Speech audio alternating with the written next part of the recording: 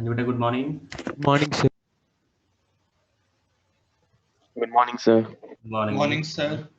Good morning जी। बेटा कल की क्लास में एक दो क्वेश्चंस दिए थे आप लोगों को, हो गए हैं क्या? हो गए सर। Yes sir. सर हो यस सर सेकंड वाला क्वेश्चन बड़ी कैलकुलेशन थी उसके अंदर, यस सर। मतलब डेटा थोड़ा, मतलब क्वेश्चन इजी था बट डेटा थोड़ा मतलब कैलकुलेटिव था। यस सकता है कभी ऐसा, तो मिल तो सकता ही है ना। तो हो गए ना आंसर्स, तो डिस्कस करने की जरूरत नहीं है फिर। No sir. No sir. Okay good. तो नेक्स्ट टॉपिक स्टार्ट कर रहे हैं हम लोग, shortest distance between two straight lines. Sir आज रिवीजन क्लास नहीं है। रिवीजन क्लास बेटा 3 बजे होएगी। अच्छा ठीक है सर।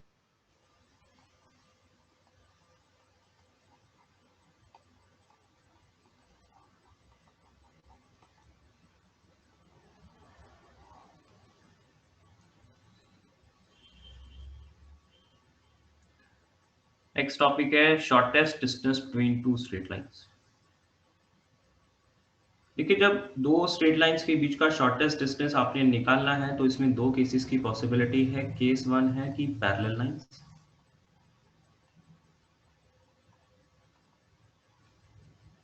और सेकेंड केस होता है स्क्यू लाइंस। स्क्यू लाइंस जैसे मैंने आपको पहले बताया था कि अगर आपको कोई दो लाइंस इस टाइप की दी गई हैं जी, अलग अलग प्लेन में है, तो ये दोनों लाइंस ना तो पैरेलल है ना ही इंटरसेक्टिंग है, लेकिन फिर भी इनके बीच का शॉर्टेस्ट डिस्टेंस तो बन ही सकता है। तो जब भी हम लोग शॉर्टेस्ट डिस्टेंस की बात करते हैं तो पॉसिबिलिटी क्या है कि या तो वो स्क्यू लाइंस हो जाए या फिर पैरेलल लाइंस हो। पैरेलल लाइन वाला केस तो हम लोग 2D में भी पढ़ते ही हैं कि अगर दो पैरेलल लाइंस हैं तो उनके बीच का जो शॉर्टेस्ट डिस्टेंस हम लोग कैलकुलेट कर सकते हैं, राइट।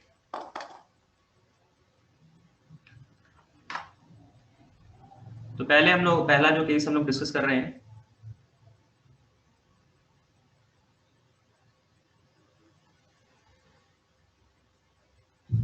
रोहन बेटा रिवीजन क्लास जो है वो 3 बजे है जी।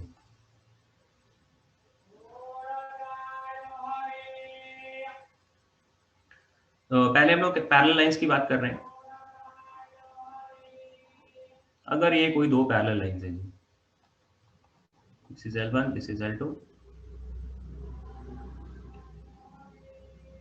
पहले हम लोग वेक्टर फॉर्म में इसके बात कर लेते हैं, ठीक है। जब भी जो शॉर्टेस्ट डिस्टेंस की बात हम लोग करते हैं वो वेक्टर फॉर्म में ज़्यादा इजीली सॉल्व हो जाती है। हम लोग वेक्टर फॉर्म में इसको कंसिडर करेंगे। तो मान लीजिए जो फर्स्ट लाइन की इक्वेशन आपको दी गई है that is r vector equals to A1 vector plus lambda times b vector, और जो सेकेंड लाइन की इक्वेशन है वो दी गई है जी A2 vector plus mu times b vector. देखिए यहाँ पे दोनों में क्या है, ये बी वेक्टर लिया है मैंने, कोई अलग नहीं लिया। उसका कारण क्या है? डायरेक्शन सेम है। डायरेक्शन सेम है। दोनों पैरेलल है तो मतलब दोनों की डायरेक्शन सेम रहेगी, राइट। तो यहाँ पे जो फर्स्ट पॉइंट है ए, अब ये जो पहली जो लाइन है उसमें यहाँ पे जो A1 वेक्टर है वो क्या रिप्रेजेंट कर रहा है कि भाई ये जो लाइन है वो किसी ए पॉइंट A1 वेक्टर से पास कर रही होगी। सेकेंड लाइन में ये जो A2 वेक्टर है वो क्या रिप्रेजेंट कर रहा है कि भी सेकेंड लाइन किसी पॉइंट बी जिसके कोऑर्डिनेट्स A2 वेक्टर मान लिए जाए उससे पास कर रहा होगा। Yes sir. ठीक,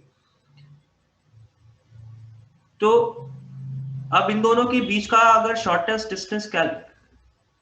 डिस्टेंस कैलकुलेट करना है तो शॉर्टेस्ट डिस्टेंस तो क्या होगा? परपेंडिकुलर वाला। परपेंडिकुलर वाला, है ना। अब जरूरी नहीं है कि भी A1 और A2 को अगर मैं ज्वाइन कराऊंगा तो वो शॉर्टेस्ट डिस्टेंस ही मिले, राइट। ऐसा तो हो सकता है ना, A1 A2 तो कोई अलग अलग जगह पे हो सकते हैं। तो शॉर्टेस्ट डिस्टेंस तो क्या है कि अगर मैं ए पॉइंट को लेके दूसरी लाइन के ऊपर परपेंडिकुलर ड्रॉप करूं तो मुझे शॉर्टेस्ट डिस्टेंस मिलेगा, ठीक। अब ये जो वेक्टर है AB वेक्टर, ये क्या बन जाएगा आपका? A2 minus A1। Minus A1, yes sir.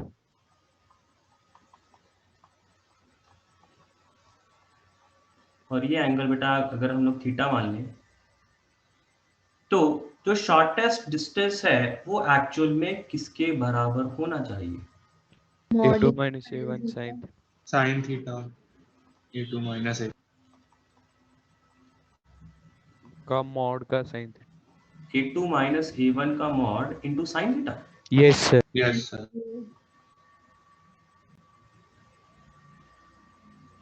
ठीक। और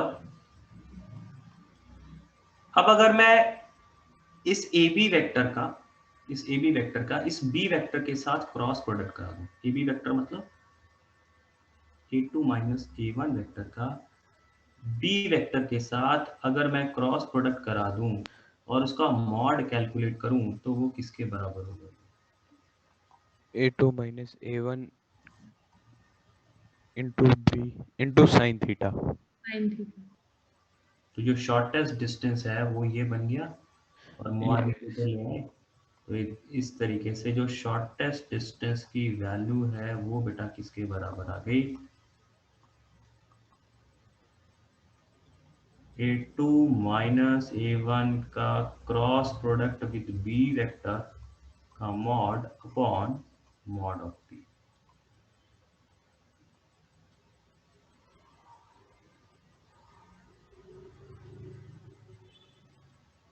ओके सर हमने वहां क्रॉस कराया क्यों था? बेटा हम लोग इस रिजल्ट को यूज करना चाह रहे हैं कि अगर मैं इन दोनों का क्रॉस प्रोडक्ट कराता हूं तो उसका रिजल्ट इसके बराबर होता है। अगर मुझे पता चल गया है कि शॉर्टेस्ट डिस्टेंस इसके बराबर होना है, तो अब मुझे इस वैल्यू को रिलेट कराना है ना। इस वैल्यू को मैं किसके बराबर लिख सकता हूं, ये जानना है मुझे। ठीक है सर, ठीक है।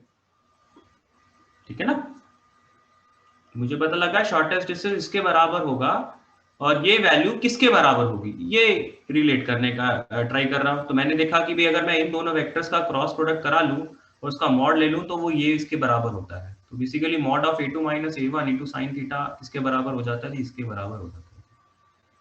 तो अगर आपको A1 पता होगा, A2 पता होगा, B वेक्टर पता होगा, तो आप ये शॉर्टेस्ट डिस्टेंस इस फॉर्मूले को यूज करके कैलकुलेट कर पाएंगे।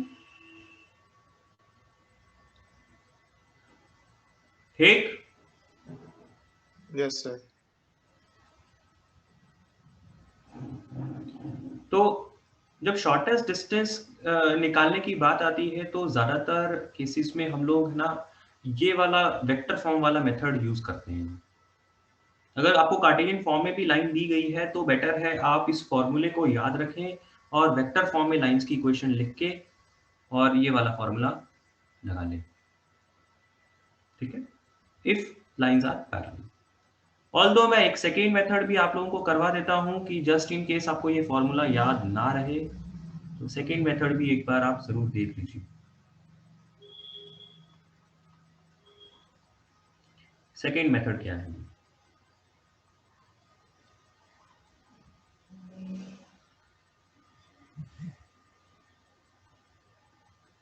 देखिए, अगर कार्टेशियन फॉर्म में इन लाइंस को लिख दिया जाए, मान लीजिए ये L1 है, ये L2 है, अगर कार्टेशियन फॉर्म में इन लाइंस को लिख दिया जाए तो क्या होगा?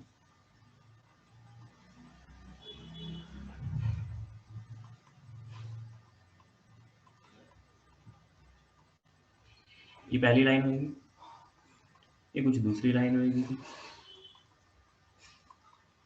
पॉइंट अलग आएगा, लेकिन क्योंकि ये पैरेलल है तो इनके डायरेक्शन रेशियोज क्या होंगे? बराबर होंगे।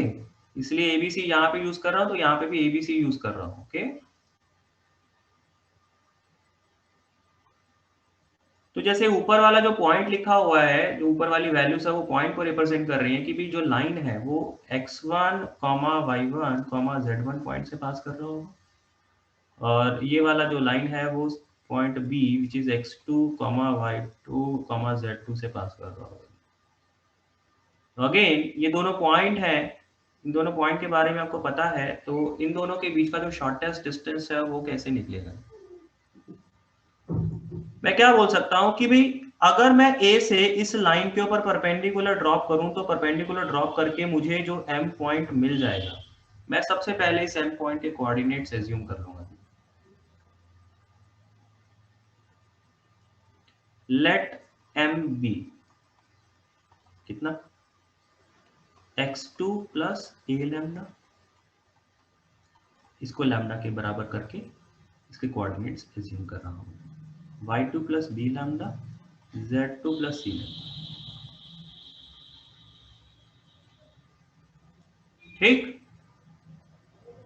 यहां तक समझ में आ रहा है? Yes sir. दोनों लाइंस की इक्वेशन कार्टेशियन फॉर्म में दी गई है। तो मैं ए से, जो कि फर्स्ट लाइन के ऊपर एक पॉइंट है, उससे मैं सेकेंड लाइन के ऊपर परपेंडिकुलर ड्रॉप कर रहा हूं, तो पॉइंट एम मिल रहा है। तो उस एम पॉइंट के कोऑर्डिनेट्स मैंने एज्यूम कर लिए जी इन टर्म्स ऑफ लैम्डा। अब जब मैं इससे ए पॉइंट से इसके ऊपर परपेंडिकुलर ड्रॉप कर रहा हूं, तो मैं क्या बोल सकता हूं कि एम जो लाइन है वो परपेंडिकुलर है टू L2। मतलब एम लाइन के जो डायरेक्शन रेशियोज आएंगे और जो L2 लाइन के डायरेक्शन रेशियोज हैं उनका डॉट प्रोडक्ट कर किया जाएगा तो 0 आएगा। Yes sir. Yes sir. और एम लाइन के जो डायरेक्शन रेशियोज हैं वो होंगे क्या? आपको ए के कोऑर्डिनेट्स पता है, आपको एम के कोऑर्डिनेट्स पता है, तो उनका सब्ट्रैक्शन करके मिल जाएगी। Yes sir. मतलब x2 प्लस ए लैम्डा माइनस x1 इनटू में क्या, L2 के कोऑर्डिनेट, L2 के डायरेक्शन रेशियोज क्या है, ए बी सी है जी, into a plus y2 plus b lambda minus y1 into b, z2 plus c lambda minus z1। ये तो हो गया am का z वाला कंपोनेंट इनटू लाइन वाला का z वाला कंपोनेंट c है, तो उनका डॉट प्रोडक्ट 0 के बराबर। तो ये मेथड लगा के भी आप क्वेश्चन को कर सकते हैं, लेकिन इसमें थोड़ी कैलकुलेशन ज्यादा जाएगी।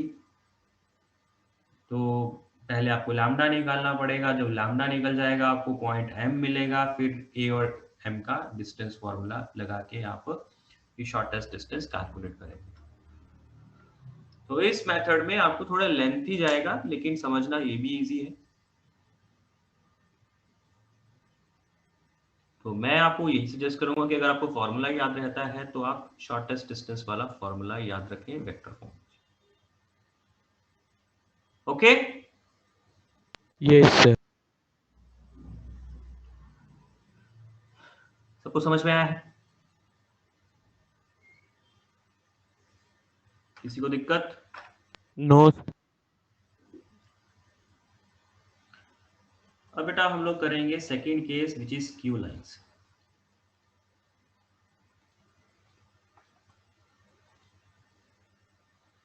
स्क्यू लाइंस का केस क्या है? देखिए इसमें जो लाइन है वो आपकी पैरेलल तो नहीं होंगी, तो लाइंस को मैं कुछ ऐसे बना रहा हूँ टेढ़ा, और ये जब मैं लाइन को ऐसा टेढ़ा बना रहा हूँ तो इसका मतलब ये नहीं कि भी आगे जाके ये इंटरसेक्ट कर जाएंगे। तो 3D में है ना, आप रिलेट कर ही सकते हो कि ये डायग्राम हम लोग 2D में बना रहे हैं, लेकिन एक्चुअल में ये क्या है, 3D वाला डायग्राम है। इसमें कुछ लाइंस इस टाइप की बन के आ रही हैं, ठीक है। तो अगर आपने इन दो लाइंस के बीच का शॉर्टेस्ट डिस्टेंस कैलकुलेट करना है तो क्या होगा? शॉर्टेस्ट डिस्टेंस अगर आपने कैलकुलेट करना है तो शॉर्टेस्ट डिस्टेंस किसके बराबर आएगा? देखिए अगर मान लीजिए ये दो लाइंस हैं, स्क्यू लाइंस हैं, इनके बीच का जो शॉर्टेस्ट डिस्टेंस आपको मिलेगा वो किसके अलोंग मिलेगा? किसके अलोंग मिलेगा? इन दोनों के पैरेलल प्लेन के परपेंडिकुलर। ये पैरेलल प्लेन लेने की जरूरत नहीं पड़ेगी आपको।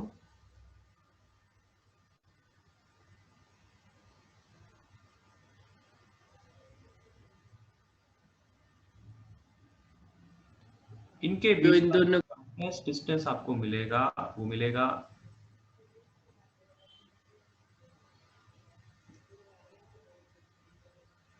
जो जो जो लाइन इन दोनों के वर्टिकल होगी, मतलब जो ये वाली लाइन है, ब्लैक कलर वाली जो लाइन है, इसके भी वर्टिकल, और जो ये ब्लू कलर वाली लाइन है, इसके भी वर्टिकल। Yes. तो इन दोनों के बीच का शॉर्टेस्ट डिस्टेंस होगा। आप खुद मतलब मेरे डायग्राम में ये दिखाने की बजाय आप कोई भी दो पेन लेके देखो और आप खुद से वो स्क्यू लाइंस वाला एक डायग्राम बना लो, मतलब खुद से है ना, वो दोनों पेन इस टाइप से है ना वो बनाओ, तो आप रिलेट करो कि जो उनके बीच का शॉर्टेस्ट डिस्टेंस है वो किसके अलोंग होना चाहिए। एक ऐसी लाइन जो कि पहले लाइन के भी परपेंडिकुलर हो और दूसरे लाइन के भी perpendicular. Okay,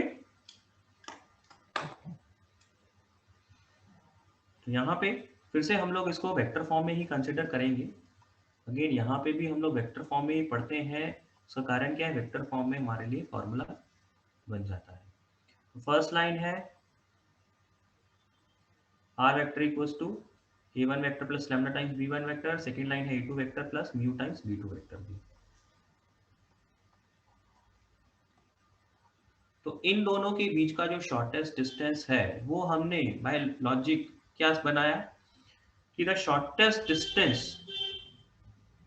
shortest distance between given lines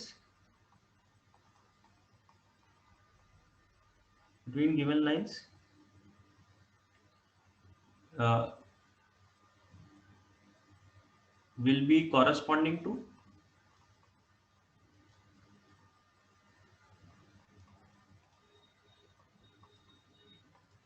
the line perpendicular to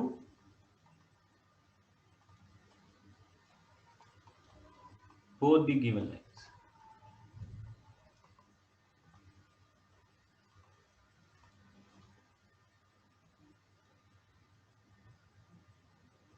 तो जो दोनों लाइंस आपको दिए गए हैं उनके जब आप परपेंडिकुलर डायरेक्शन का लाइन निकाल लेंगे तो वो उसके है ना उसके अलोंग शॉर्टेस्ट डिस्टेंस होगा। तो बेटा अगर मुझे इस लाइन केवल फर्स्ट लाइन और सेकंड लाइन उन दोनों के परपेंडिकुलर डायरेक्शन में वेक्टर निकालना है तो क्या होगा?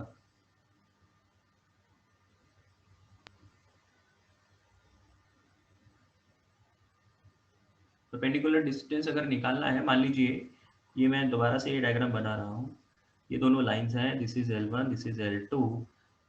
मैं यहाँ पे इसके ऊपर P पॉइंट ले रहा हूँ, इसके ऊपर Q पॉइंट ले रहा हूँ, और मैं बोल रहा हूँ कि भाई ये जो PQ लाइन है ये ऐसी लाइन है जी जो कि दोनों के परपेंडिकुलर है जी।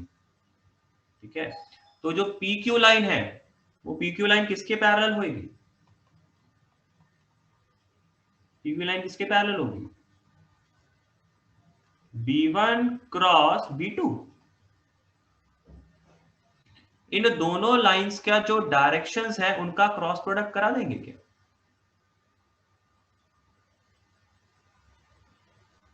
ठीक, क्लियर है? Yes sir. और यहां पे देखो फर्स्ट जो पॉइंट है, ये पॉइंट फर्स्ट लाइन के बारे में आपको पता है कि वो A1 से पास कर रहा है, सेकंड जो लाइन है वो आपको पता है A2 से पास कर रहा है जी। तो क्या होगा कि ये जो AB लाइन है, ये जो AB लाइन है, इन दोनों के बीच का शॉर्टेस्ट डिस्टेंस निकालने के लिए, इन दोनों के बीच का शॉर्टेस्ट डिस्टेंस निकालने के लिए ये जो PQ लेंथ है वो किसके बराबर आएगी? This PQ length PQ will be equals to projection of AB vector along B1 cross B2. अगर आप इस AB वेक्टर का PQ वाली डायरेक्शन में प्रोजेक्शन निकाल लेंगे तो उसके अलोंग जो वैल्यू मिलेगी, मतलब प्रोजेक्शन निकालना मतलब वो जो लेंथ आपको मिल जाएगी वही शॉर्टेस्ट डिस्टेंस होगा। लेंथ PQ मतलब शॉर्टेस्ट डिस्टेंस, वो किसके बराबर?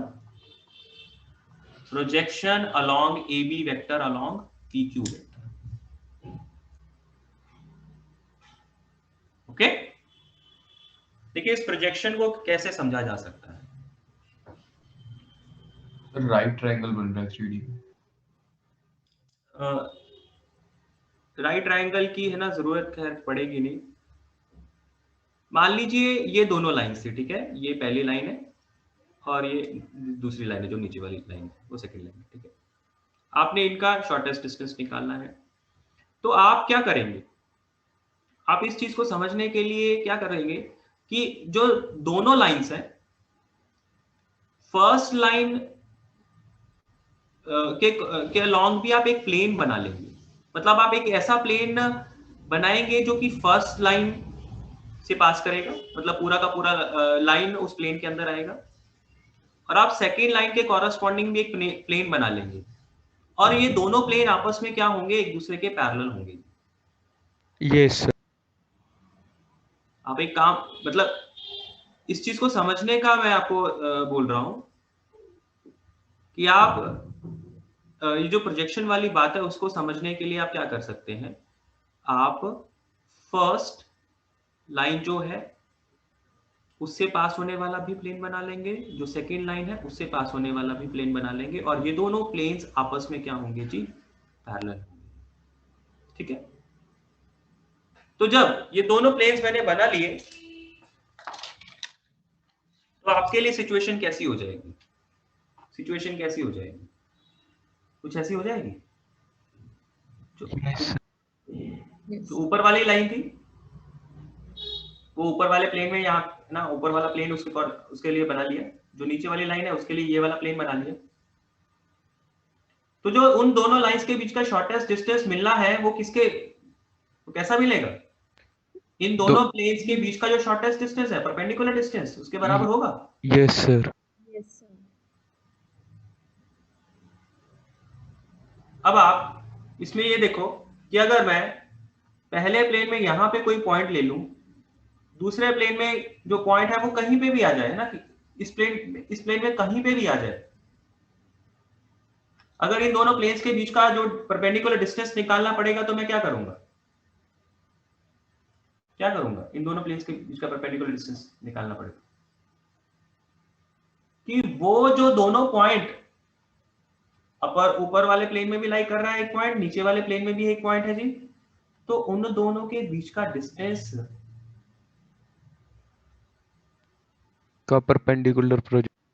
का प्रोजेक्शन अलोंग, उन दोनों के बीच के डिस्टेंस का प्रोजेक्शन अलोंग किसके अलोंग? इनके Plane के परपेंडिकुलर डायरेक्शन के अलोंग। Yes.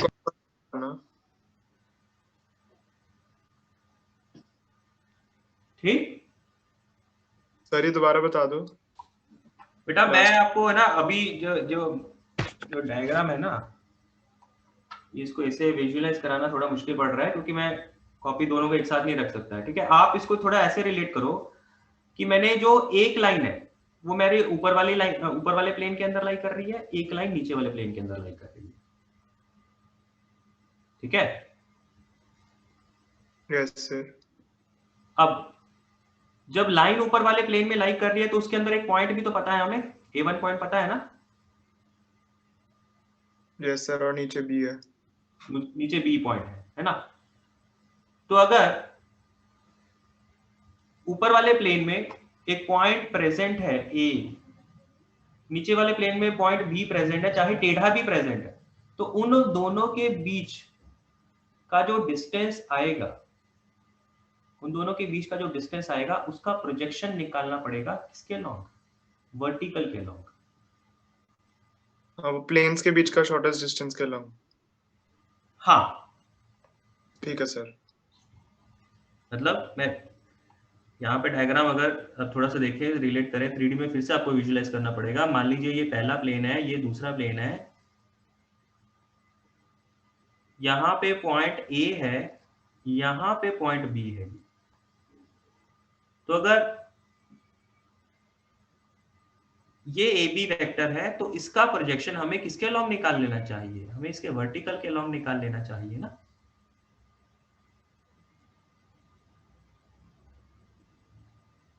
बात समझ में आ रही है? Yes sir. कि इसके जो वर्टिकल है इसके अलॉन्ग हमें इसका प्रोजेक्शन निकालना पड़ेगा।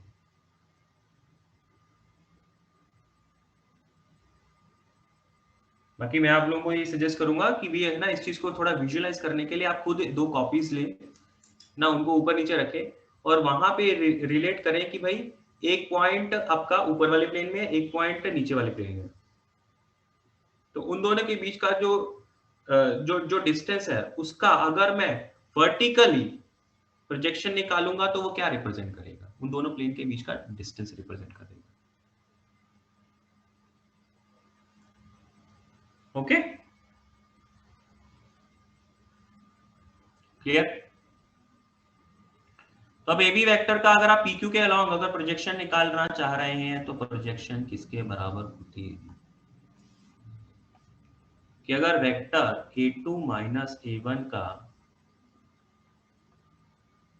प्रोजेक्शन निकालना है अलॉन्ग PQ, तो PQ वेक्टर क्या था? B1 क्रॉस B2 था, तो इसके साथ डॉट प्रोडक्ट होगा upon mod of B1 cross B2।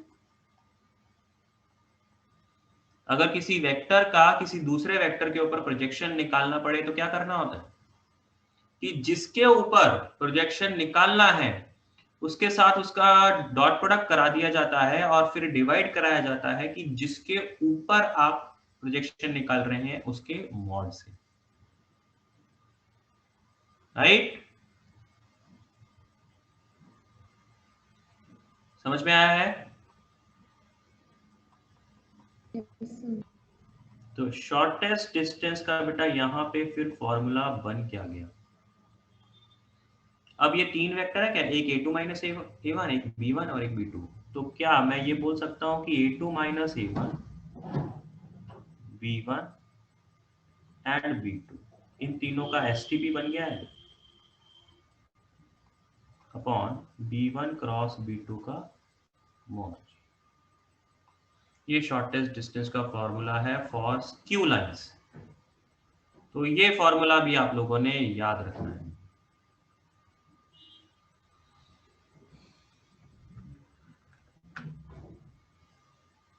Okay,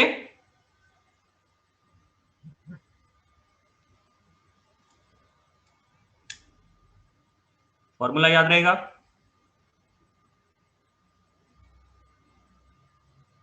हाँ जी, Yes, फॉर्मूला sir. याद रहेगा? Yes, sir. Yes, sir.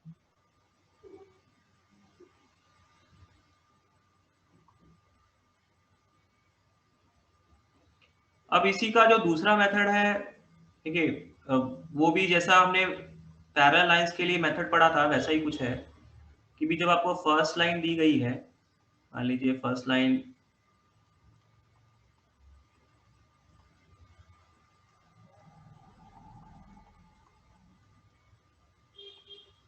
और जो दूसरा लाइन है वो दिया गया है आपको,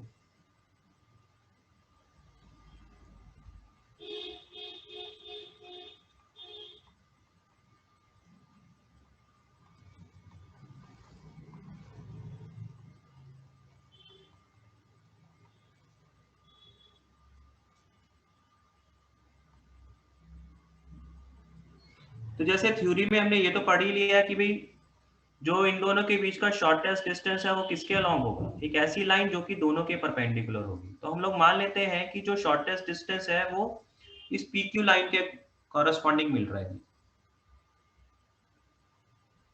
तो मतलब ये PQ लाइन क्या होगा? दोनों के परपेंडिकुलर होगा। तो पहले तो बेटा हम लोग P पॉइंट के कोऑर्डिनेट्स एज्यूम कर लेंगे। लेट PB, P को क्या माना जा सकता है? x1 plus A1 lambda, y1 plus B1 lambda, z1 plus C1 lambda. और Q को क्या माना जा सकता है? QB x2 plus a2 mu, y2 plus b2 mu, z2 plus c2 mu। ठीक, ऐसा मान सकते हैं? Yes, sir. Direction ratios of P Q क्या हो जाएंगे? Direction ratios of P Q क्या बनेंगे? इन दोनों का सब्ट्रैक्शन करना पड़ेगा आपको। x2 minus x1 plus a2 mu minus a1 lambda, comma y2 minus y1 plus b2 mu minus b1 lambda, और z2 minus z1 c2 mu minus c1 lambda। तो ये डायरेक्शन रेशियोज ऑफ pq आ गए जी। अब pq क्या है? perpendicular to both. Since PQ is perpendicular to L1, perpendicular to L2, तो आप क्या करोगे? दोनों के साथ डॉट प्रोडक्ट। दोनों के साथ डॉट प्रोडक्ट करा दोगे। PQ के जो डायरेक्शन रेशियोज हैं उसका डॉट प्रोडक्ट कराओगे पहली लाइन के डायरेक्शन रेशियो के साथ, वो जीरो कर दोगे जी। दूसरी लाइन के डायरेक्शन रेशियो के साथ वो भी जीरो कर दोगे। तो दो इक्वेशन, दो वेरिएबल। वेरिएबल कौन कौन से? लैम्डा एंड म्यू है जी।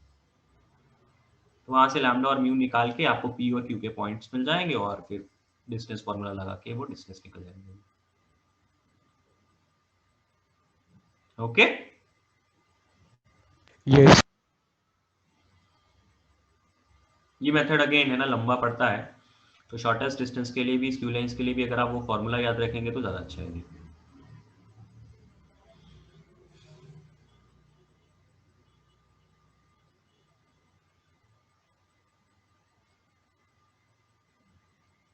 समझ में आया?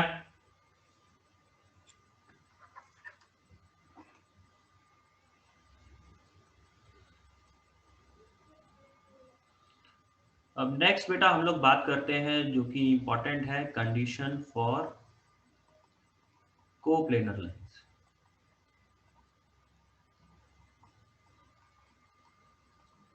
सर हल्का सा ऊपर दिखा दो।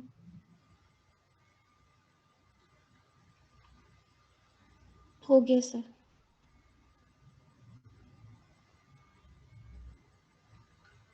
इसमें कंडीशन फॉर कोप्लेनर लाइंस, इसमें जो पहली चीज है पैरेलल लाइंस। पैरेलल लाइंस तो बेटा ऑलवेज कोप्लेनर होती है।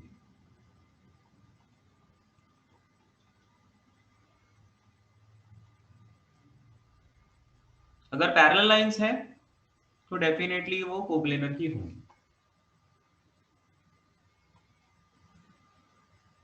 दूसरा केस स्क्यू लाइंस। देखिए अगर स्क्यू लाइंस को कोप्लेनर होना है तो फिर तो क्या होना पड़ेगा? क्या होना पड़ेगा? देखिए अगर ये स्क्यू लाइंस हैं तो इन्हें कोप्लेनर होना है।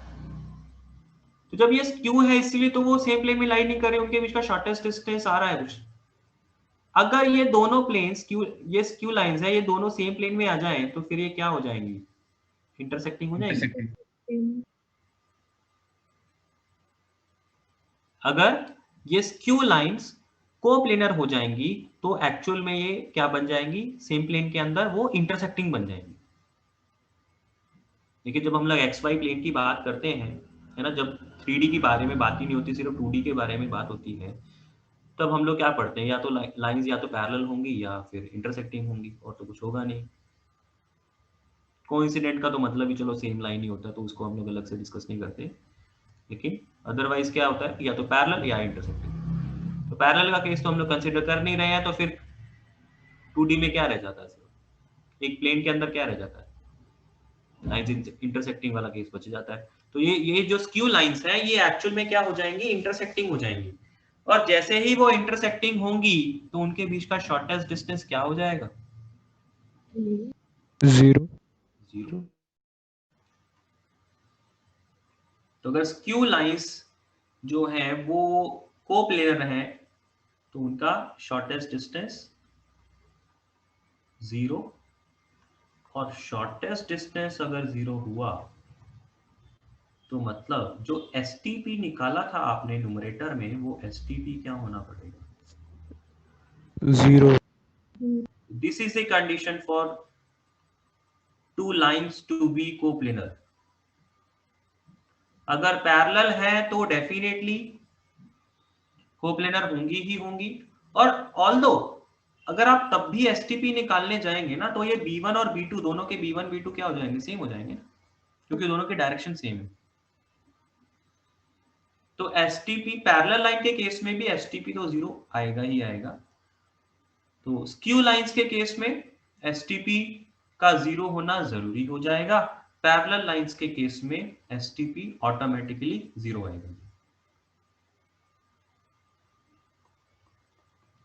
सर फिर तो इन्हें स्क्यू लाइंस बोलेंगे नहीं, आपने बोला था कि नॉन इंटरसेक्टिंग होनी चाहिए। हाँ, ऑब्वियसली ये स्क्यू लाइंस नहीं रहेगा, लेकिन जब मैंने आपको थ्योरी पढ़ाई है तो थ्योरी में मैंने आपको स्क्यू लाइंस पढ़ाया, तो इसलिए मैंने है ना उनको स्क्यू लाइन से ही फॉर्मूला जनरेट करा दिया। तो इसका नाम भी बेसिकली बदल जाएगा, ये स्क्यू लाइंस नहीं कहेंगे, ये इंटरसेक्टिंग लाइंस हो जाएंगे, ठीक है ना। इसके ब्रैकेट में भले ही आप इसको ऐसा लिख लो, इंटरसेक्टिंग।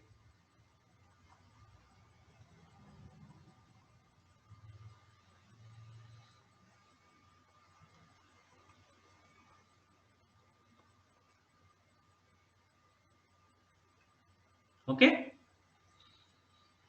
कि अगर गिवन लाइंस को कोप्लेनर होना है तो क्या होना पड़ेगा? उसका STP 0 होना पड़ेगा।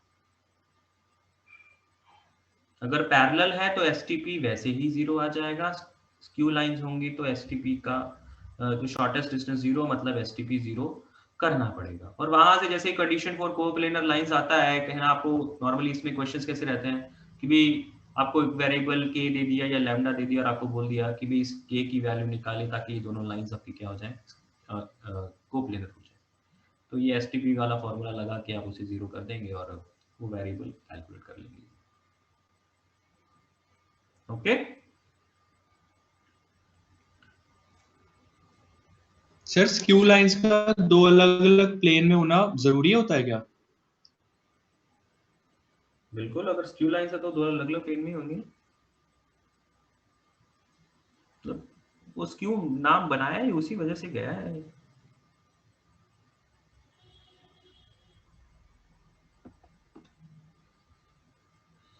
तो स्पेशल नाम स्क्यू दिया गया है वो इसी वजह से ही दिया गया है। ओके, एक सेकेंड।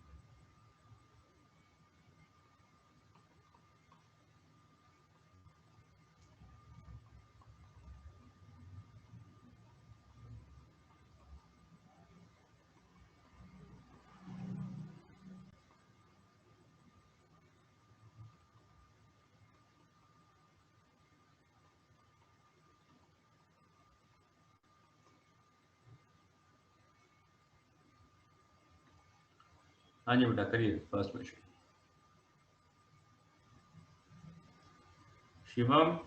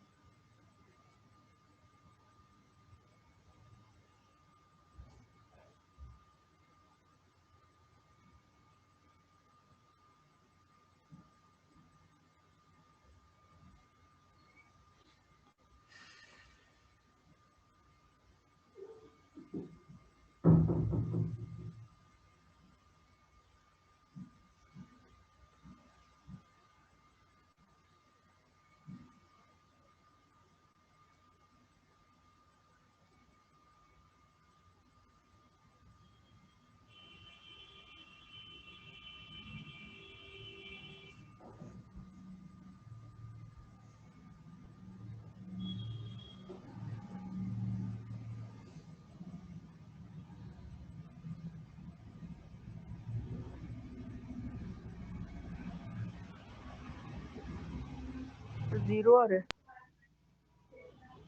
क्या कह रहे हो? है, जीरो आ रहा है सर। 0 आ रहा है?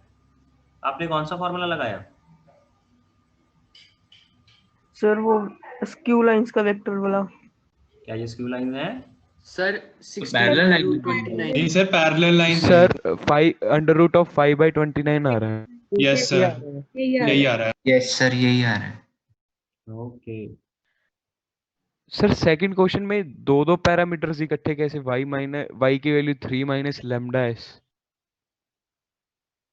देखो इसमें क्या है, पैरामीटर तो दो नहीं है, मैंने क्वेश्चन में आगे लिखा भी है with parameters s and t respectively. Okay sir, अच्छा ठीक। Under Hrithik, root 5/29 sir. Sir वो मैंने क्वेश्चन गलत लिख लिए थे सर, वो 8 की जगह पे मैंने 9 लिखा हुआ था। ओके।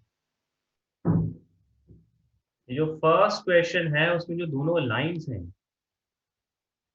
वो दोनों पैरेलल हैं, क्योंकि लैम्डा के प्रोडक्ट में जो वेक्टर लिखा गया है 2 3 4 वाला, और म्यू के प्रोडक्ट में जो 4 6 8 वाला, तो 4 6 8 क्या है? This is 2 proportional time. To 2 3 and 4। तो वहां से हम लोग ये जजमेंट लगा सकते हैं कि ये दोनों लाइंस के जो डायरेक्शन रेशियोज हैं दे आर सेम, मतलब ये दोनों लाइंस आपकी पैरेलल होंगी। तो जब ये दोनों लाइंस पैरेलल हैं तो आप इसमें स्क्यू लाइंस वाला फॉर्मूला नहीं यूज कर सकते। अगर आप स्क्यू लाइंस वाला फॉर्मूला यूज करेंगे तो आपको आंसर 0 ही मिलेगा, क्योंकि उसमें दो रो आपकी सेम आ जाएंगी। इसमें अगर आप स्क्यू लाइंस वाला फॉर्मूला यूज कर लेंगे तो आपको आंसर 0 ही मिलेगा, तो वो आंसर आपको गलत आंसर देगा, मतलब सॉरी वो जो फॉर्मूला है वो आपको गलत आंसर देगा। तो आपने पहले यही जानना है कि ये जो आपको लाइंस दी गई है क्या वो पैरेलल है या स्क्यू है। अगर पैरेलल है तो पैरेलल वाला फॉर्मूला यूज करेंगे, अगर स्क्यू होगा तो स्क्यू वाला फॉर्मूला यूज करेंगे।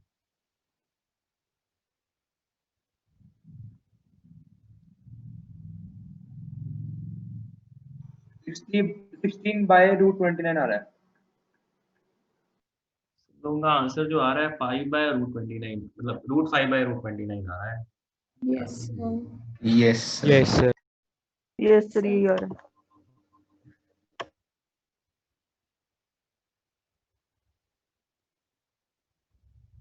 सेकंड करिए।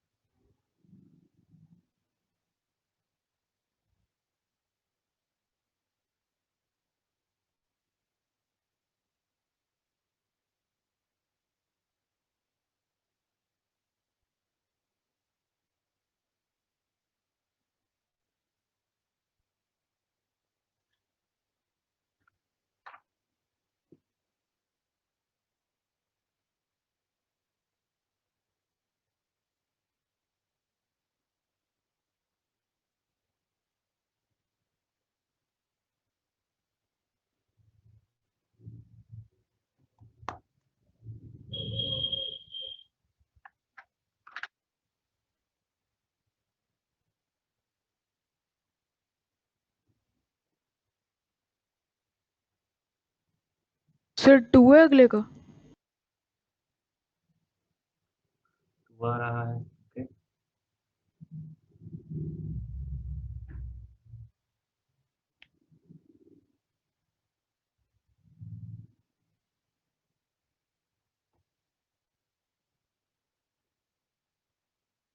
सर एक सेकंड।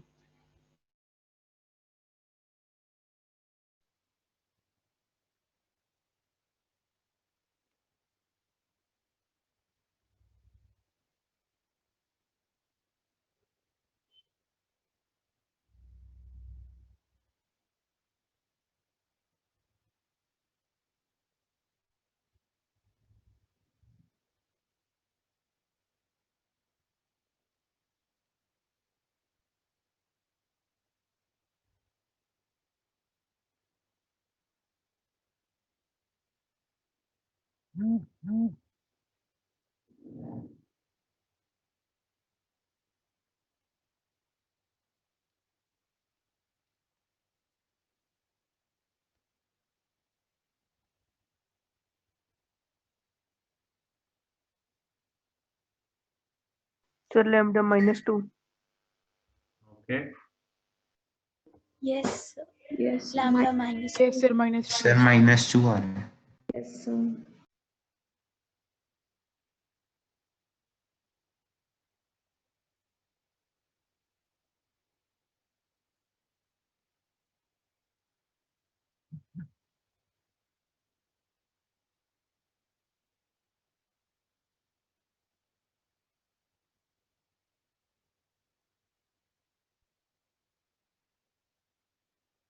हाँ जी, कैसे कर रहे हैं इसको?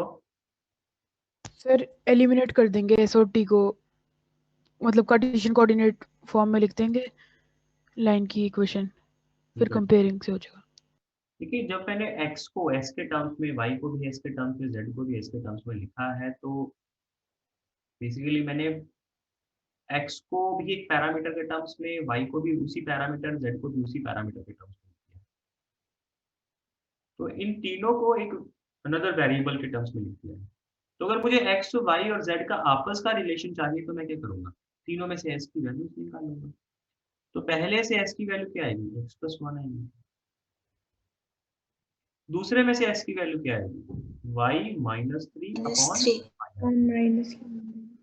तो ये दोनों बराबर कर दिए जाएंगे क्योंकि पहले से s निकल के आया, दूसरे से s निकल के आया, दोनों बराबर। अब थर्ड में से भी x निकाल लोगे तो क्या आएगा? z -1/λ। तो इस तरीके से आपने ये फर्स्ट लाइन की इक्वेशन लिख ली है इन कार्टेशियन फॉर्म। जस्ट ये लिखने के तरीका का फर्क है और कुछ फर्क नहीं है। ये भी एक लाइन ही रिप्रेजेंट कर रहा है। सेम तरीके से यहाँ पे t है, तो t ये दो लाइंस है बेटा, इन दोनों लाइंस को कोप्लेनर होना है तो लैम्डा निकालना है। तो कैसे निकालोगे? जो अब इन दोनों के पॉइंट्स मिलने हैं आपको, एसटीपी करना है आपने, एसटीपी 0 करना है। सर इससे अच्छा हमें वेक्टर फॉर्म में लाइन दी थी तो उसी में ही रहने देते, एक्स आई कैप वाई जे कैप ऐड कर देते तीनों को, वो वेक्टर फॉर्म में ही बना देती है आगे। वो भी ठीक है, वो भी ठीक है। इसमें जो आपको पॉइंट मिल रहा है वो -1, 3 और 1 मिल रहा है जी। इसमें जो पॉइंट मिल रहा है वो आपको 0, 1 और 2 मिल रहा है। तो इन दोनों के पॉइंट के सब्ट्रैक्शन से जो आपको वेक्टर मिल रहा है वो क्या होगा? मान लो 0 माइनस इस करते हैं तो 1, 1 माइनस 3 करते हैं तो -2, 2 माइनस 1 करते हैं तो 1। शिवम बेटा अपना वीडियो ऑफ करो।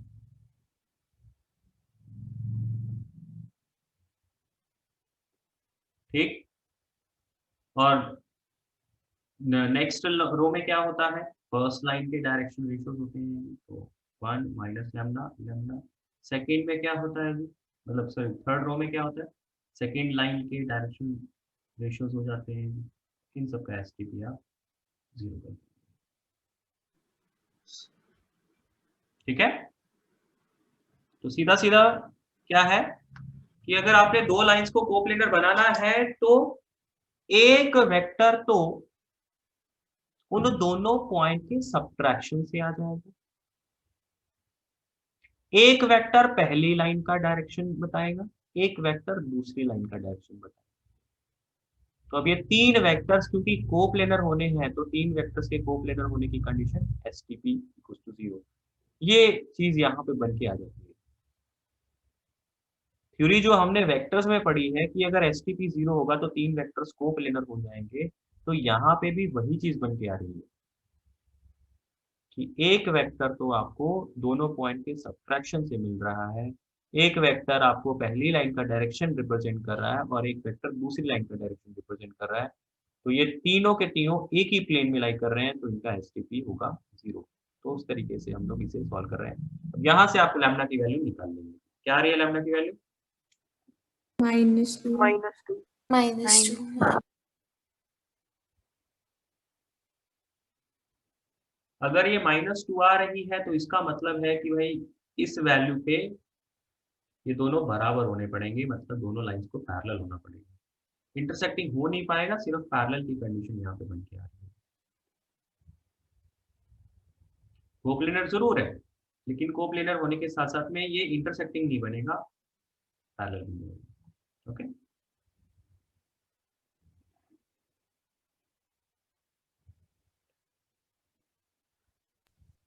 एक्सक्यूज हाँ जी बेटा बोलिए। सर, स्क्यू लाइंस तब भी कोप्लेनर हो सकते हैं जब वो पैरेलल होंगी, तो हम इसके ऊपर पैरेलल वाली कंडीशन भी तो लगा सकते हैं कि 1/O उनका A1/A2 = B1। स्क्यू लाइंस अगर कोप्लेनर होंगी तो सिर्फ पैरेलल ही होगा, ऐसा कब बोला मैंने? नहीं सर, उस केस में भी तो सोच सकते हैं कि नहीं, उससे आंसर नहीं आएगा। तो आपको तो एसटी देखो एसटीपी 0 करने से आपकी दोनों पॉसिबिलिटीज एक साथ कवर अप हो जा रही हैं। अगर पैरेलल होगा वो भी आ जाएगा, अगर इंटरसेक्टिंग होगा वो भी आ जाएगा। सर हाँ जी, हमने एसटीपी के लिए थर्ड वेक्टर पे उनको माइनस क्यों किया था? उससे हमें मतलब मिल क्या रहा है? एसटीपी के केस में थर्ड वेक्टर माइनस क्यों किया, मतलब थोड़ा सा दोबारा से बताइए क्या कहना चाह रहे हो। सर जो हमने माइनस करके वो निकाला 1 - 2 और 1, ओके, उससे हमें मिल क्या रहा है, मतलब वो क्यों कर रहे हैं? ये जो है वो पहला एक पॉइंट है on second line, yes sir. ये है एक पॉइंट ऑन फर्स्ट लाइन। तो अगर मैं इन दोनों पॉइंट्स का सब्ट्रैक्शन करूंगा तो मुझे इन दोनों पॉइंट्स के बीच का वेक्टर मिल जाएगा। यस सर, डायरेक्शन पता लग जाएगी। तो अगर ये दोनों पॉइंट के बीच का मुझे वेक्टर मिल गया तो और साथ में इन दोनों लाइंस को सेम प्लेन में होना है तो इस वेक्टर को भी उसी प्लेन में लाइन करना पड़ जाएगा। अच्छा ठीक है सर। सब्ट्रैक्शन से हमें इन दोनों पॉइंट्स के बीच का वेक्टर मिल जाएगा। Yes sir.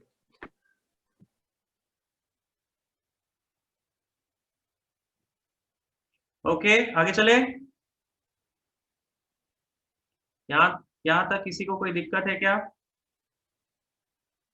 सर जो ये ऊपर वाला क्वेश्चन जो अभी क्वेश्चन किया है सर, इसमें अगर हम सीधा डिवाइड कर लेते 2 से तो सर हम सीधा कंपेयरिंग से बोल सकते थे ना लैम्डा -2 आएगा। बोल सकते हो, लेकिन फिर आपने सिर्फ पैरेलल वाली केस को कंसीडर किया है, आपने इंटरसेक्टिंग वाला केस कंसीडर नहीं किया है।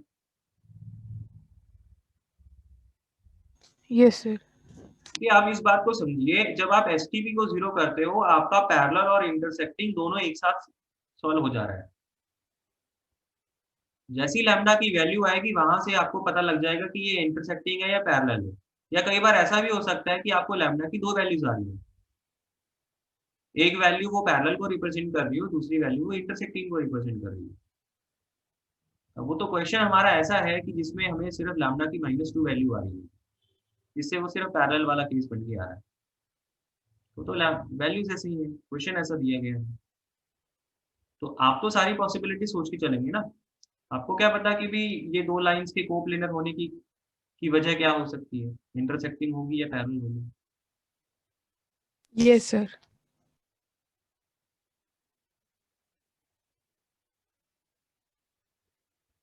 नेक्स्ट बेटा हम लोग जो टॉपिक स्टार्ट कर रहे हैं दैट इज प्लेन।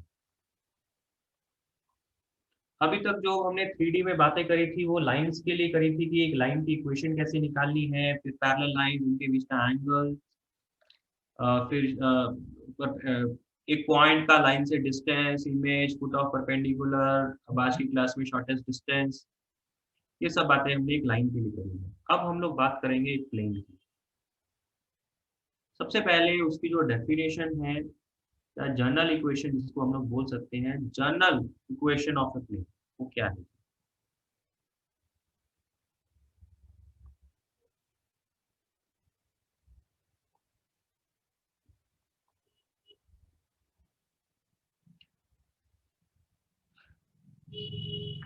देखिए जब हम लोग 2D में बात करते थे तो एक general equation of a straight line किसको बोलते थे?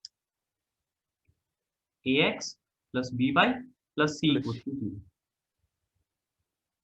This is a general equation of a straight line. कहने का मतलब एक ऐसी इक्वेशन एक स्ट्रेट लाइन को रिप्रेजेंट करेगी जिसमें अकेला x वाला टर्म होगा, अकेला y वाला टर्म होगा और एक कांस्टेंट टर्म होगा, और उन x और y की जो पावर्स हैं वो क्या होंगी? 1 पावर होगी। ठीक, तो वैसा ही हम लोग प्लेन्स के बारे में बात करते हैं कि एक general equation of a plane क्या होगा, मतलब प्लेन किस टाइप की इक्वेशन को देख के मैं ये बता सकता हूं कि भाई ये एक प्लेन है, किस फॉर्म में आएगी, रिजल्ट किस फॉर्म में आएगी, उसमें x की पावर y की पावर है ना, वो सब किस टाइप की होगी। तो general equation of a plane कैसी होती है बेटा? ax plus by plus cz plus d equals to 0। जो एक लाइन की जनरल इक्वेशन होती है वैसा ही कुछ एक प्लेन का जनरल इक्वेशन आता है, बस इसमें z वाला टर्म एक्स्ट्रा ऐड अप हो जाता है। जो स्ट्रेट लाइन की इक्वेशन आप 2D में पढ़ते हो वैसा ही कुछ इक्वेशन 3D में प्लेन के लिए आता है। इसमें आप आगे जाके देखेंगे जो 2D में लाइंस के लिए रिजल्ट्स थे बहुत सारे, वो 3D में प्लेन्स के लिए आते हैं ऐसे रिजल्ट्स। तो आगे जाके देखेंगे। सबसे पहले तो इक्वेशन के बारे में बात कर रहे हैं। General equation of straight line in 2D and general equation of plane in 3D they are almost similar. इसमें z वाला टर्म एक एक्स्ट्रा आ गया, ठीक है। कहने का मतलब इसमें टोटल 4 टर्म आएंगे, x वाला टर्म, y वाला टर्म, z वाला टर्म, ये कांस्टेंट वाला टर्म और x y z तीनों की पावर 1 1 1 3। और कोई भी दो टर्म एक साथ नहीं होंगे, x इंटू वाई कभी नहीं आ सकता, y इंटू z अगर होगा तो वो प्लेन नहीं है।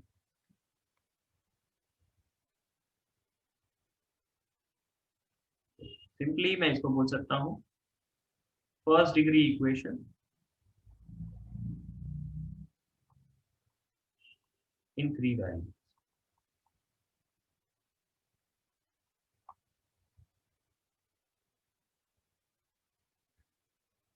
ओके, अब बेटा हम लोग यहाँ पे बात करेंगे डिफरेंट फॉर्म्स ऑफ प्लेन या different forms of equation of plane.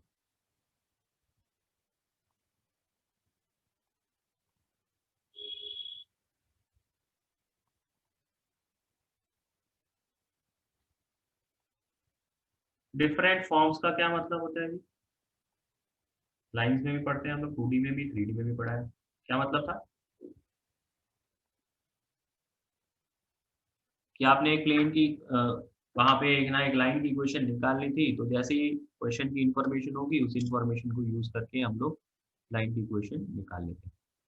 तो यहाँ पे भी ऐसा ही है कि हम लोग डिफरेंट फॉर्म्स डिस्कस करना चाह रहे हैं। इसका मतलब क्या है कि आपको जैसा क्वेश्चन में दिया गया होगा उसके बेसिस पे आप प्लेन की इक्वेशन निकालने का ट्राई करेंगे। तो डिफरेंट फॉर्म्स पढ़ेंगे तो इसका मतलब कि अगर ऐसा कुछ इन्फॉर्मेशन दिया होगा तो प्लेन की इक्वेशन कैसे निकालनी है, अगर ये पर्टिकुलर इन्फॉर्मेशन दी होगी तो कैसे प्लेन की इक्वेशन निकालनी है, तो वो सब हम लोग देखेंगे। इसमें सबसे पहली जो फॉर्म है वो है equation of a plane passing through 3 points.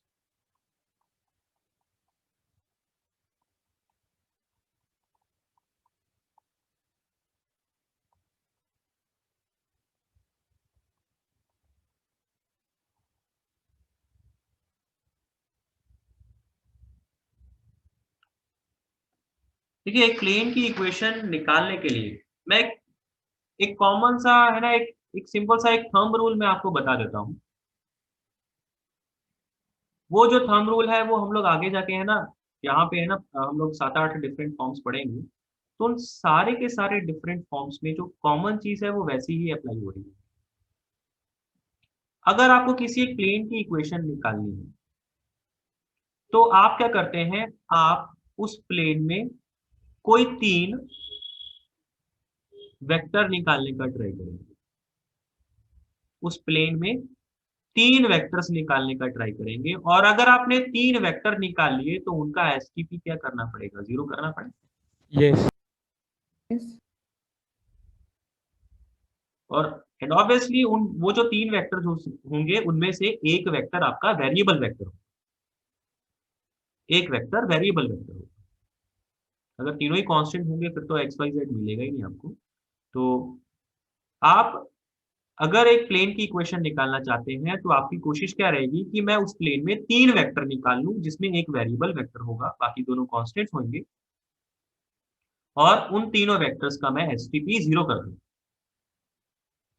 क्योंकि वो कोप्लेनर है, सेम प्लेन में लाई कर रहे हैं, तो एसटीपी 0 करेंगे तो वहां से फिर जो आपको इक्वेशन मिल जाएगी वो प्लेन की इक्वेशन रिप्रेजेंट करेगी। तो ये एक थंब रूल है। दूसरा थंब रूल क्या है कि आप जो प्लेन है उस प्लेन का नॉर्मल वेक्टर निकाल लें। प्लेन का नॉर्मल वेक्टर, प्लेन का नॉर्मल वेक्टर किसको बोला जाता है कि मान लीजिए ये प्लेन है ना, दिस इज अ सरफेस, तो इस सरफेस के परपेंडिकुलर डायरेक्शन में जो वेक्टर मिलेगा that is normal vector of इस प्लेन, इस डायरेक्शन में। ठीक है, वर्टिकल डायरेक्शन में।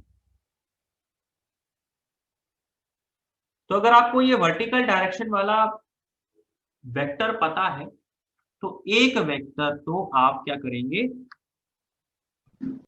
आपको नॉर्मल वेक्टर पता लग गया है ना, और दूसरा वेक्टर इस प्लेन के अंदर लाई करने वाला कैलकुलेट करेंगे, और फिर आप क्या करेंगे इस प्लेन की इक्वेशन निकालने के लिए, डॉट प्रोडक्ट, इन दोनों का डॉट प्रोडक्ट शुरू करते हैं।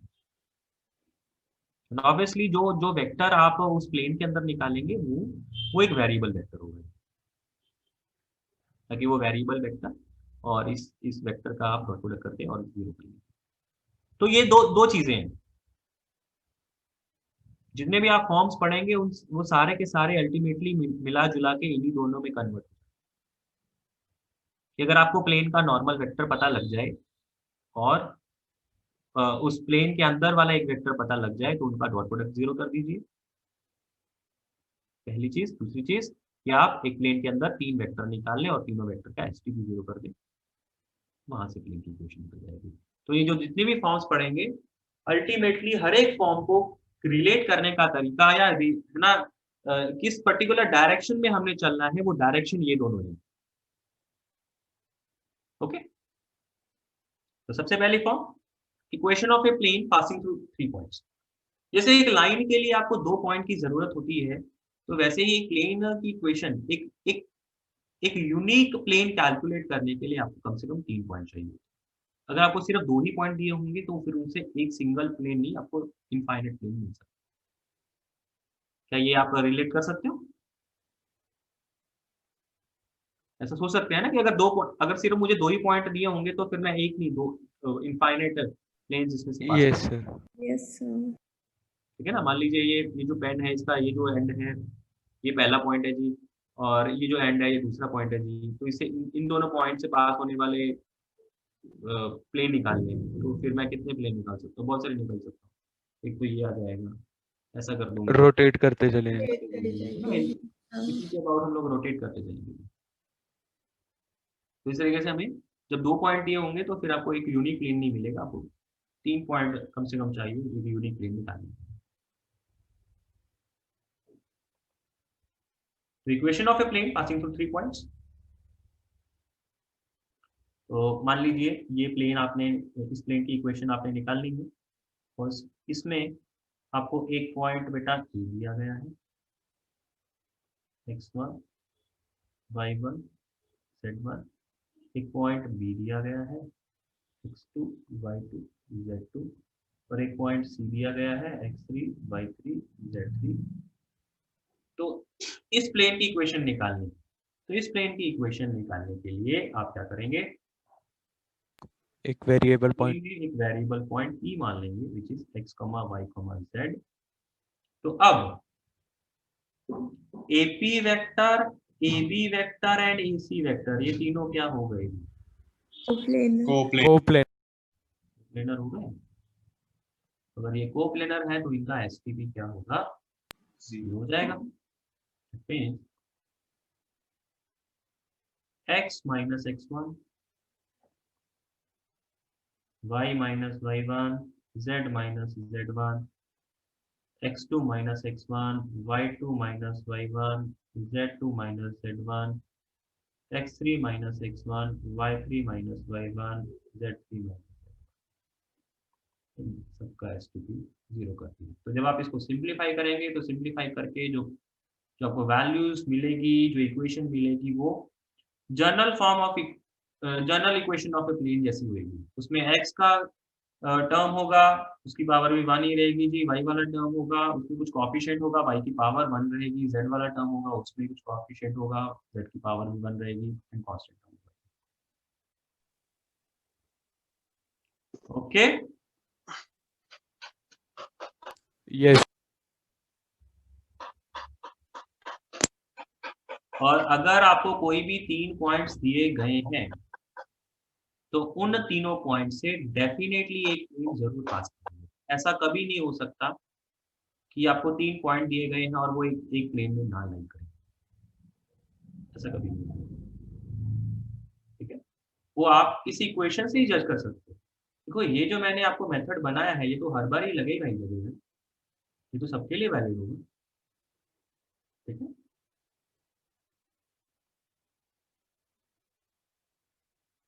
तो अगर आपको 3 पॉइंट्स ये हैं तो इक्वेशन ऑफ प्लेन कैसे निकालनी है वो इस तरीके से हो जाती है। अब इसके ऊपर बेस्ड एक सिंपल सा क्वेश्चन करते हैं।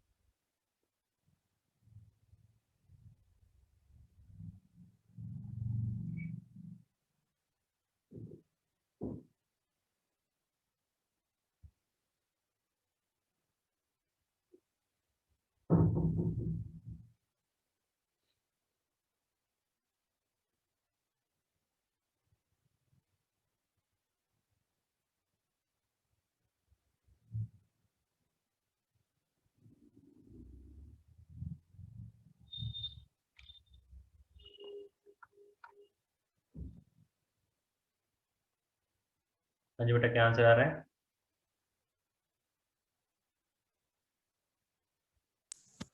To x plus 2y minus 3z is equal to 4। Equals to 4।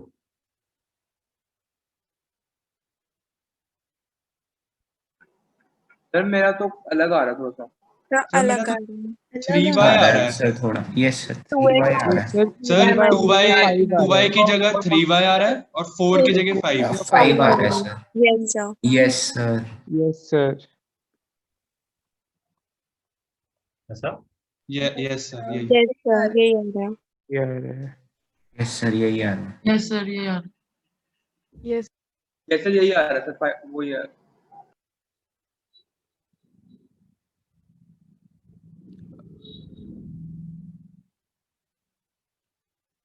इसमें कोई कंसेप्ट की तो दिक्कत नहीं होगी, कैलकुलेशंस ही करनी है, राइट? वो गलती हो गई थी सर मेरे से। हाँ ठीक है।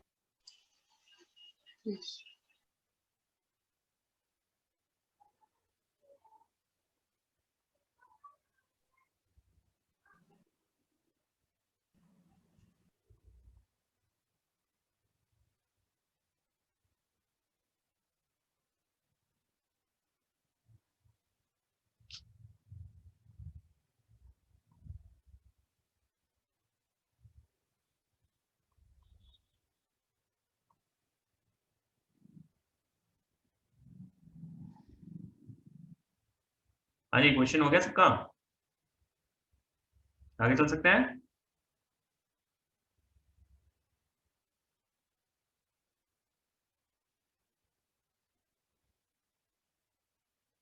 नेक्स्ट बेटा है intercept form of a plane. ठीक है, लाइन में भी आप लोग इंटरसेप्ट फॉर्म पढ़ते हो, तो वैसा ही कुछ प्लेन में भी है कि मान लीजिए आपको बोला गया है कि एक प्लेन है जो कि एक्स एक्सिस को कट कर रहा है ए पॉइंट पे, वाई एक्सिस को कट कर रहा है बी पॉइंट पे, और जेड एक्सिस को कट कर रहा है सी पॉइंट पे। सी पॉइंट मतलब उसका जो इंटरसेप्ट है, कि जो एक्स एक्सिस को कट कर रहा है या एक्स एक्सिस के साथ जो इंटरसेप्ट बना रहा है वो ए इंटरसेप्ट है, स्मॉल ए इंटरसेप्ट है, तो उसका पॉइंट क्या हो जाएगा? ए 0 0 हो जाएगा।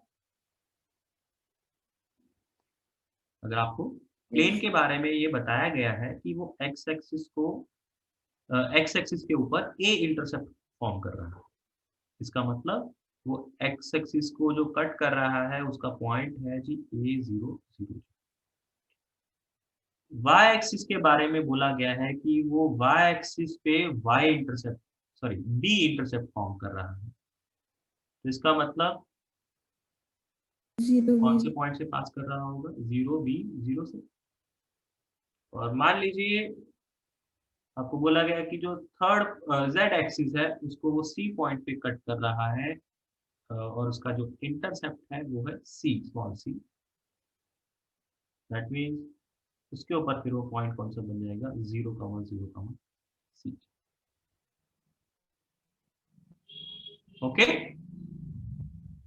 अगर आपको एक प्लेन के तीनों इंटरसेप्ट दिए गए जिसमें x इंटरसेप्ट a दिया गया है, y इंटरसेप्ट b दिया गया है, z इंटरसेप्ट c दिया गया है, तो इस प्लेन की इक्वेशन क्या होगी? देखिए, इस प्लेन की इक्वेशन निकालने के लिए आपके लिए ये क्वेश्चन तो कौन सा बन गया? वही पहले वाली फॉर्म में कन्वर्ट हो गया कि भी आपको 3 पॉइंट दिए गए हैं और उन तीनों पॉइंट से पास होने वाले प्लेन की इक्वेशन निकालनी है। तो ऑटोमेटिकली ये कन्वर्ट तो पहले वाले में ही हो जा रहा है, जस्ट इसके लिए हमारे पास एक स्टैंडर्ड रिजल्ट अवेलेबल है। तो हम लोग हमेशा जब आपको इंटरसेप्ट दे दिए जाते हैं तो हम लोग डायरेक्टली वो रिजल्ट यूज कर सकते हैं कि इस सिनेरियो में आपके जो प्लेन की इक्वेशन है वो क्या होगी।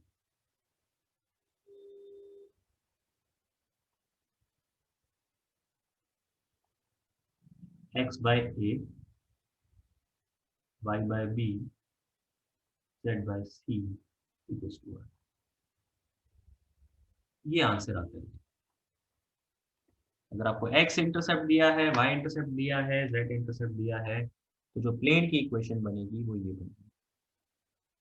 और आप लोगों को याद होगा कुछ ऐसा ही इक्वेशन किसके लिए आता है? यस सर, भी इसके लिए आता है। लाइन के लिए आता है, intercept form of a line in 2D। Yes sir. Yes sir.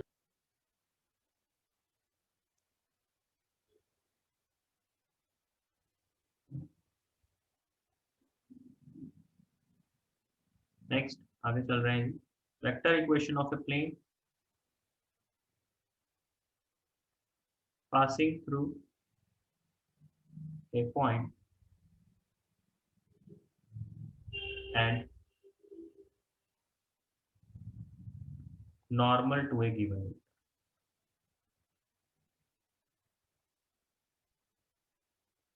देखिए, पहले हम लोग क्या कर रहे हैं, पहले हम लोग वो वाले फॉर्म्स पढ़ रहे हैं जो कि बिल्कुल बेसिक वाली हैं, ठीक है। बाद में हम लोग जो फॉर्म्स पढ़ेंगे उनको इन्हीं में कन्वर्ट किया जाएगा, ठीक है। तो अभी तो हमें ये भी पता होना चाहिए कि अगर आपको नॉर्मल वेक्टर दे दिया जाए और अगर एक पॉइंट दे दिया जाए किसी प्लेन में, तो फिर प्लेन की इक्वेशन कैसे कैलकुलेट करनी है। उसके लिए फिर मतलब हमें ये तो चलो पता आइडिया लग गया कि भी डॉट प्रोडक्ट 0 कर देंगे, लेकिन वो डॉट प्रोडक्ट 0 करना भी आना चाहिए, राइट। तो उसके लिए ये वाली फॉर्म है जी कि अगर आपको एक प्लेन का नॉर्मल वेक्टर पता है और आपको ये पता है कि भाई वो प्लेन किस पॉइंट से पास कर रहा है, तो उसको कैसे यूज करके हम लोग प्लेन की इक्वेशन निकालेंगे। तो मान लीजिए ये प्लेन है, इस प्लेन की इक्वेशन आपने कैलकुलेट करनी है, इस प्लेन का नॉर्मल वेक्टर आपको पता है, मान लीजिए वो n ले लिया। नॉर्मल वेक्टर अगर n है तो ये एग्जैक्टली है ना वर्टिकल होगा ही होगा। तो साथ में मान लीजिए ये पॉइंट है जी, जिसके बारे में आपको दिया गया है कि इस पॉइंट से पास करना है, ठीक।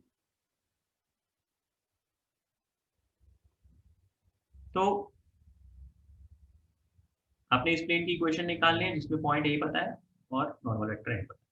इस प्लेन की इक्वेशन निकालने के लिए आप क्या करेंगे, आप इसके ऊपर वेरिएबल पॉइंट पी मान लेंगे जो कि आर वेक्टर माना जाएगा।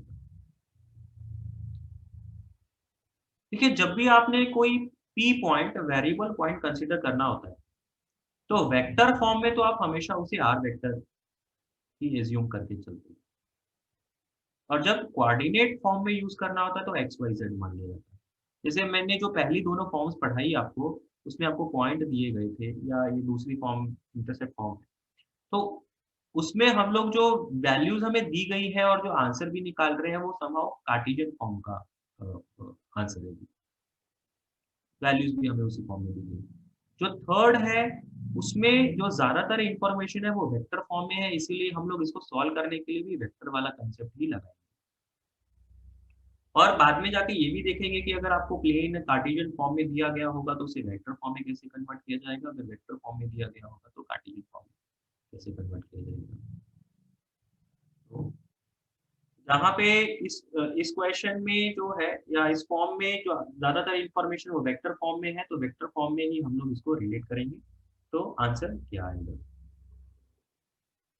तो पॉइंट जो वेरिएबल पॉइंट है वो हमने आर वेक्टर मान लिया। तो अब ये आर या एपी वेक्टर के बारे में बात करें तो एपी वेक्टर तो इस प्लेन के अंदर ही लाई करेगा, और एपी वेक्टर अगर इस प्लेन के अंदर लाई कर रहा है तो क्या एपी वेक्टर इस नॉर्मल वेक्टर के रिस्पेक्ट में क्या होगा, perpendicular. Perpendicular. Yes sir. Yes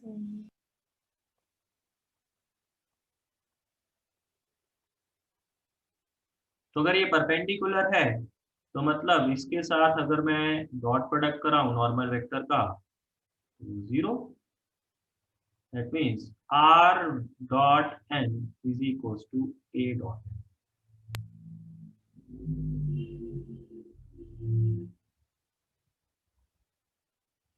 तो जब भी आपको नॉर्मल की इक्वेशन दी होती है खासकर वेक्टर फॉर्म में तो कुछ इस टाइप का होता है। अगर मैं एग्जांपल दूं तो कुछ इस टाइप में लिखा होता है,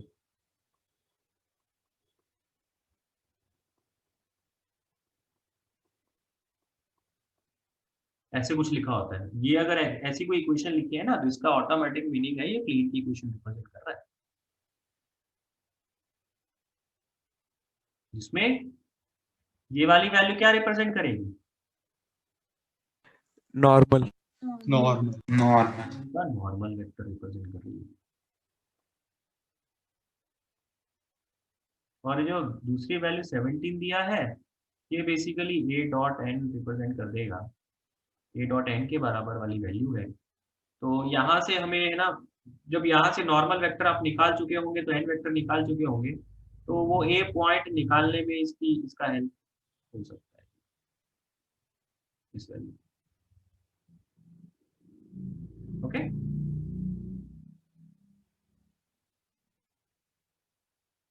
या आगे जाके भी हम लोग एक दो चीजें और पढ़ेंगे तो वहां से भी आइडिया दूंगा। तो आपको जब भी ऐसी कोई इक्वेशन दी होती है तो आपको पता होना चाहिए कि इस इक्वेशन का मीनिंग क्या है और इस इक्वेशन को रिलेट कैसे करना है। इसका मीनिंग क्या है, प्लेन, और इसे रिलेट कैसे करना है कि भाई वो जो आर डॉट के बाद जो वैल्यू लिखी होगी वो उसका नॉर्मल वेक्टर रिप्रेजेंट करेगी, प्लेन का नॉर्मल वेक्टर बताएगी। ओके, अब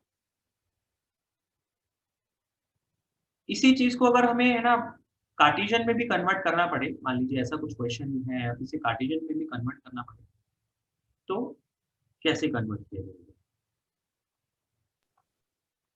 आर वेक्टर को xi के प्लस, जो आर वेक्टर है वो तो हम लोग एज्यूम करते हैं वो पॉइंट्स x y z माने जाएंगे, तो फिर उस आर वेक्टर को वेक्टर फॉर्म में तो अब एक्स आई कैप वाई जे कैप जेड के कैप लिखना पड़ेगा, राइट।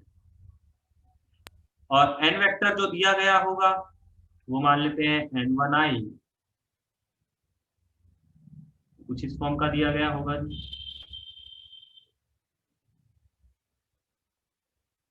ठीक है, और पॉइंट ए दिया गया होगा जी, मान लीजिए वो ये दिया गया है,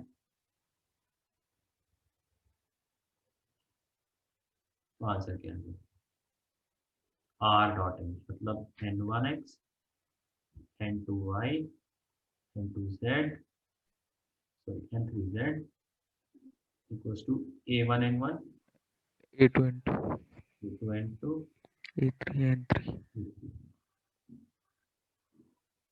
तो इस तरीके से आप अगर वेक्टर फॉर्म में भी प्लेन्स वगैरह ये इंफॉर्मेशन दी गई है तो उस तरीके से आप उसे सिंप्लीफाई करके आपका जो प्लेन है वो simple general form of plane में आ जाएगी, एक्स वाई जेड के टर्म्स में आ जाएगी। ठीक, यस सर। और कई बार हमें ना इसका उल्टा भी करना पड़ता है, प्लेन के बारे में भी अगर आपको प्लेन की इंफॉर्मेशन दी गई है तो वहां से ना हमें उसे ये चेक करना पड़ता है कि वो क्या वो प्लेन में क्या क्या चीजें हैं। ठीक है, तो यहाँ पे आप ये देखो कि ये जो coefficient of X, coefficient of Y, coefficient of Z, ये क्या है n1 n2 n3, ये n1 n2 n3 ठीक क्या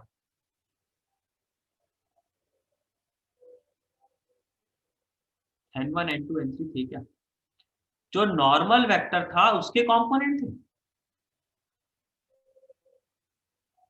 यस तो अगर आपको कोई एक plane ax plus by plus cz plus d equals to 0 type का दिया गया है तो इसका अगर मुझे नॉर्मल वेक्टर लिखना पड़े ना तो मैं बड़े आराम से लिख सकता हूँ कि नॉर्मल वेक्टर इसका क्या होगा बेटा, a i cap plus b j cap plus c k cap. जो x का कॉफिशिएंट, y का कॉफिशिएंट, z का कॉफिशिएंट होते हैं they are the normal vectors of the given plane.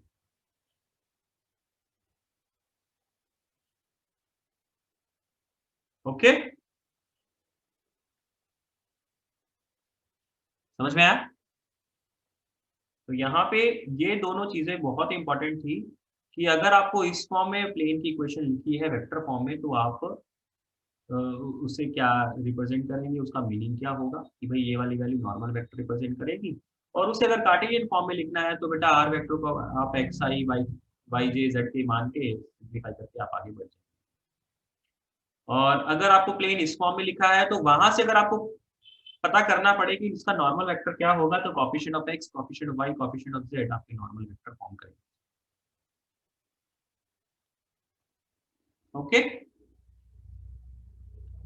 इसके ऊपर बेस्ड एक दो क्वेश्चन आप लोग लिख लीजिए, कल की क्लास में डिस्कस कर लेंगे, जो भी नेक्स्ट क्लास है, कल तो नहीं है ना।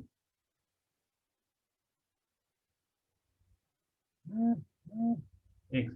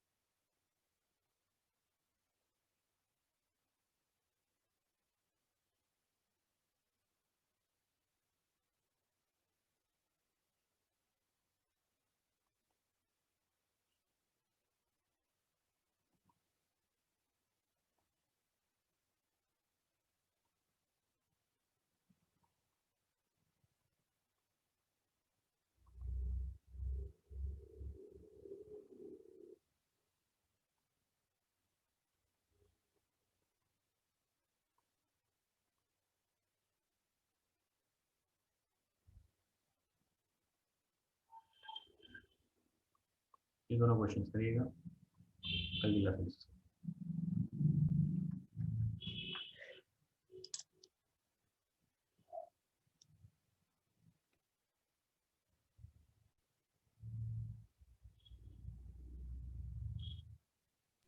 Thank you, sir. ओके बेटा, thank you. Thank you, sir.